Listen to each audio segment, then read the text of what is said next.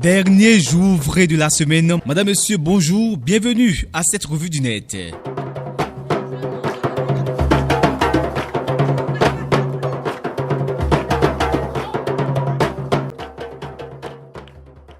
Meet s'enrichit de la tradition vocale via l'intelligence artificielle comme l'a annoncé Google. La fonctionnalité est alimentée par Gemini pour traduire en temps réel les propos d'un interlocuteur dans la langue de son destinataire. Cette tradition est en cours de déploiement pour les abonnés et sera proposée aux entreprises avant la fin de l'année 2025. Pour Google, cette avancée permet d'éliminer les barrières linguistiques tout en gardant l'expressivité naturelle des conservations. Une première à Rotterdam aux Pays-Bas, une vidéo filmée par drone montrant les rues de la ville le soir fait le buzz et devient rival sur Internet. Surpris, les noctambules saluent ce progrès technologique et en ont profité pour faire des selfies.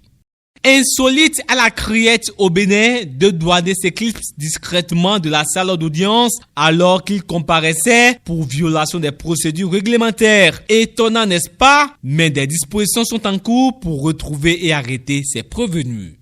Les coups d'éclat se multiplient sur les tapis rouges à Cannes. Une actrice kosovare a montré son derrière en plein protocole pour le film Trois mondes. Arta Dobroshi avait opté pour une robe à volant bleu ciel qu'elle a volontairement soulevée pour dévoiler son petit fessier tombé. Certains se sont bien rincés les yeux, même si cela reste encore à polémique. Un jeune homme a réussi à escroquer un pasteur à hauteur de 15 millions de francs CFA en lui exhibant de faux documents avec le sceau du Bénin. Le prévenu a falsifié un décret de nomination signé par le président Patrice Talon pour avoir sa cible. À la barre, il a plaidé coupable. Quant à l'homme de Dieu, il déclare qu'il pardonne son fidèle et laisse Dieu le juger. Ce dossier est renvoyé au 24 juillet 2025 pour les réquisitions du ministère public. Arcel Merrill dévoile son cachet et crée un tollé. Le web humoriste, reconverti chanteur, est depuis au cœur de toutes les conversations. C'est en toute franchise qu'il a annoncé sur TikTok: frérot, moi, mon cachet est fixe.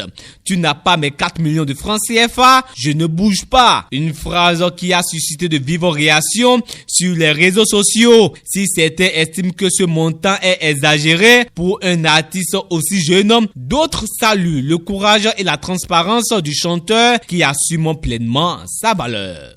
Tenue traditionnelle Bumba, chapeau gobi, drapeau du Bénin au corps, David Okiki honore le Bénin et aussi sa commune Missérété en célébrant le titre de champion de Bulgarie avec son club. Un exemple à suivre s'est réjoui la toile. Terminons cette revue du net avec ce souvenir qu'a posté Edosi Yao sur Facebook. Dans une robe moulante, elle demande à ses fans le nom et la ville du pays où ses photos sont prises. En attendant que vous trouviez les réponses, laissez-moi vous faucher compagnie pour ce vendredi. Bon week-end.